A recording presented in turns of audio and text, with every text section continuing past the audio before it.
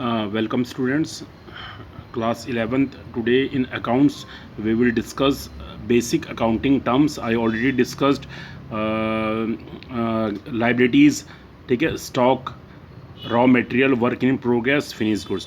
Today we will discuss profit. Okay, तो ये these are the basic accounting terms which you will get in the आगे जब आप क्या कहते हैं when you will do the accounting, these words will okay repeat many times. Okay, so you must have the knowledge of this word. Okay, so now in 12th there is a profit. ठीक है, तो what is the meaning of profit? It is the surplus of revenue of business over its cost. Okay, कि आपने maths में ही पढ़ा होगा, selling price minus cost price is equal to profit. कि जो सेलिंग प्राइस होती है, जब उसमें से आप क्या करते हो, कॉस्ट प्राइस को माइनस करते हो, उसको क्या बोलते हो? प्रॉफिट बोलते हो. ठीक है, तो उसी तरह प्रॉफिट भी, इसमें भी वही है. The surplus of revenue mean selling okay of business over its cost. Okay, profit is normally categorized in two category in okay, तो ये आपने टू कैटेगरी में देखो, one is a gross profit, another is a net profit. Got it? कि gross profit और net. ठीक है, gross profit is a difference between the sales revenue of the proceeds of goods और service render over its direct cost. कि जो gross profit होता है बच्चे, इसमें डायरेक्ट कॉस्ट इंक्लूड होती है.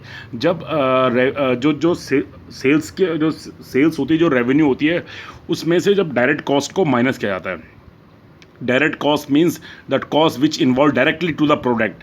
जब उसको डायरेक्ट कॉस्ट को माइनस किया जाता है, when sales minus revenue minus direct cost, you will get the gross profit. Okay, direct cost means cost of raw material.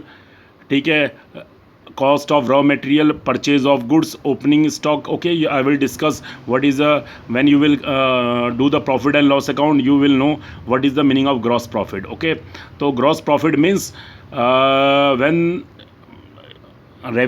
from revenue you minus direct cost, you will get the gross profit.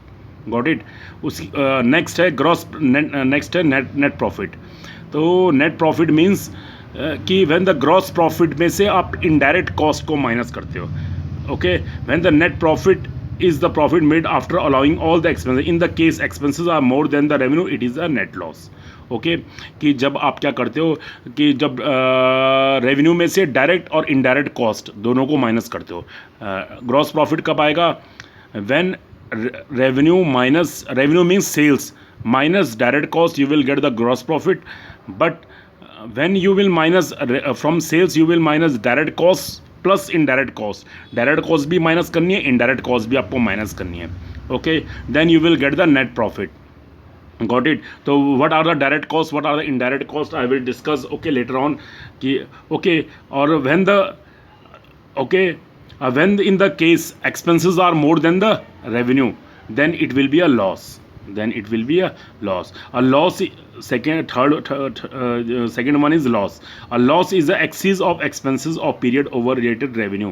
ठीक है, when the expenses, चाहे वो direct and indirect expenses को जब मिला के, ठीक है, when they are greater than the revenue, जब वो किससे ज़्यादा है? रेवेन्यू से ज़्यादा है. रेवेन्यू मीन सेल्स से ज़्यादा है, then there will be a loss. When direct plus indirect expenses are greater than the revenue. ठीक है, loss is a excess of expenses of period over its which arises from normal business activity. It decreases the owner equity. इससे owner की equity क्या होती है? Decrease होती है.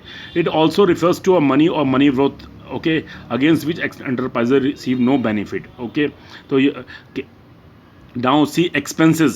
Expenses means the amount spent in order to produce all and sell the goods and services which produce the revenue. Expenses are two types: direct expenses or indirect expenses. Got it? Expenses is the cost use of things or services for the purpose of generating the revenue. Okay, revenue means revenue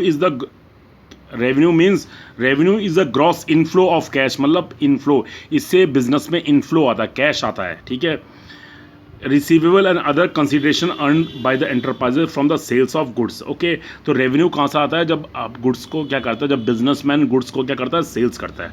ठीक है, और इन on its ordinary course of business. Revenue means amount which as a result of operation in added to the capital. Revenue is the inflow of assets which results in increase in owner equity. कि revenue से क्या होता है, inflow होता है, cash आता है business में, एसेट्स इंक्रीज होती हैं, ठीक है, और इससे बिजनेसमैन की इक्विटी क्या होती है, इंक्रीज होती है. Got it. तो income is equal to revenue minus expenses. Okay, income क्या होती है, जब रेवेन्यू में से एक्सपेंसेस माइनस करते हैं उसको क्या बोलते हैं, इनकम बोलते हैं, ठीक है. उसके बाद इनकम, ओके, इनकम तो I already discuss. Income is revenue में से जब एक्सपेंसेस क्या होते हैं, माइनस होते हैं. Okay, income is revenue minus expenses.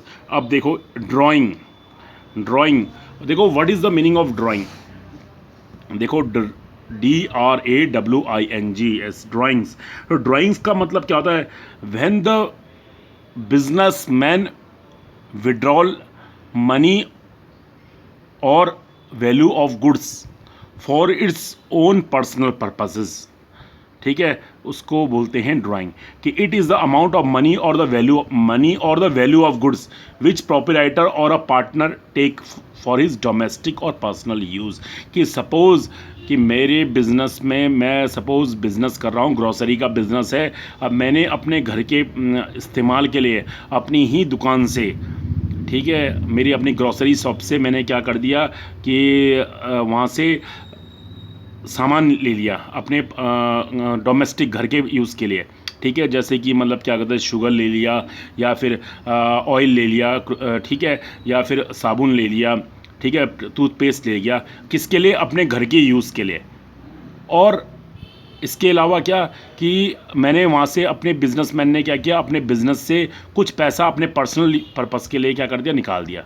कि मतलब फॉर गोइंग द ट्रिप और seeing the movie, okay, any other purposes. अगर उसने वो पैसा और या फिर सामान निकाला है, पैसा या फिर मनी और value of goods, if he withdrawal, that is known as the drawing. उसको आप क्या बोलते हो, drawing. From the accounting point of view, drawing का मतलब क्या होता है, when the businessman withdrawal money और value of goods from his own business for his personal use, that means it is known as a drawing. Okay, drawing reduces the investment or a capital of the owner. Drawing से क्या होता है, जो honour की capital और honour equity क्या होती है, डिक्रीज होती है. Drawing appear in the accounts of sole proprietor and partnership enterprises. Okay, तो ड्राइंग का मतलब क्या होता है बच्चे, कि ड्राइंग मीन्स द मनी और value of goods withdrawal by the businessman for its personal use for domestic purpose. You can say personal or you can say domestic use. Got it? Now see, capital means the amount in terms of money or assets having the money value which proprietor had invested in the business and can claim for it. Capital का मतलब क्या होता है कि वो money और assets, वो money या फिर एसेट्स जो बिजनेसमैन ने बिजनेस में इन्वेस्ट किया है, बिजनेस पे लगाया है. सपोज़ मैंने 10 लाख का मनी, मैंने कोई बिज़नेस स्टार्ट किया है और I have invested 10 lakh rupees, plus मैंने अपने घर का फर्नीचर भी उस बिज़नेस के यूज़ के लिए कर दिया मैंने, ठीक है, रिसेप्शन में मैंने अपने घर का फर्नीचर. तो वो जितनी भी एसेट्स होंगी और जो भी मनी होगी, जो बिजनेसमैन बिजनेस में इन्वेस्ट करता है, वो क्या कहलाता है, एसेट्स कहलाता है. एसेट्स मीन्स कैपिटल कहलाता है. Okay, capital means the amount in terms of money assets having the money value which proprietor has invested in the business and claim for it is the liability toward the owner. अब business के लिए क्या है, वो liability है. Business के लिए क्या है, वो लाइबिलिटी है कि उसने अपने ओनर को पे करना है. बिजनेस के लिए क्या है कि बिजनेस, अभी मैं आपको पढ़ाऊँगा आगे कि जनरल अकाउंटिंग प्रिंसिपल्स, ठीक है. तो जनरल एक्सेप्टेड अकाउंटिंग प्रिंसिपल्स, उनमें आपको पता लगेगा कि what is the meaning of business and businessman both are separate, ठीक है. तो बिजनेस ने अपने मालिक को, ऑनर को, उसको पे करना होता है फ्यूचर में. Capital is a liability of, it is a internal liability. कौन सी लाइबिलिटी है, वो इंटरनल लाइबिलिटी है. Got it. तो it is so because the owner is a separate distinct from the business. Capital is known as owner equity. क्या बोलते हैं इसको, owner equity. The proprietor net worth. Owner's equity means claim against the business. तो capital का simple याद रखो, ये आगे अभी आपकी काम है. Capital is equal to assets of business minus liability of business, assets of business minus liability, capital is equal to assets, जितने भी एसेट्स की वैल्यू होगी अब माइनस उसमें से आप क्या कर दोगे, लाइबिलिटी। Got it.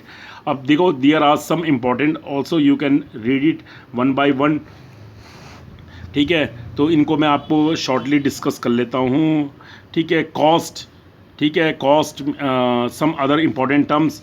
तो अभी मैं आपको इसमें थोड़ा सा इनको डिस्कस करता हूँ। देखो the following accounting terms has not prescribe in the syllabus but important to the understand. Cost, it is the amount of expenditure incurred और एट्रीब्यूटेड स्पेसिफाई आर्टिकल प्रोडक्ट और एक्टिविटी। कॉस्ट मीन कि जो भी किसी goods को बनाने में जो वैल्यू इन्वॉल्व होती है, जो जैसे कॉस्ट ऑफ रॉ मटेरियल, ठीक है, डायरेक्ट और इनडायरेक्ट कॉस्ट, जो भी उसको बनाने में जितना भी पैसा खर्च होता है वो क्या कहलाता है, कॉस्ट कहलाता है। It is the amount of expenditure incurred on attribute to a specified article और अ प्रोडक्ट और एक्टिविटी। गेन, गेन का मतलब क्या होता है, profit. That arises from transaction which identical to the business such as sales of investment of fix assets, ठीक है। तो गेन हम किसको, देखो प्रॉफिट और गेन में थोड़ा सा डिफरेंस है। प्रॉफिट बिजनेस से होता है, नॉर्मल बिजनेस कंडीशन से। अब गेन क्या होता है कि बिजनेसमैन ने कोई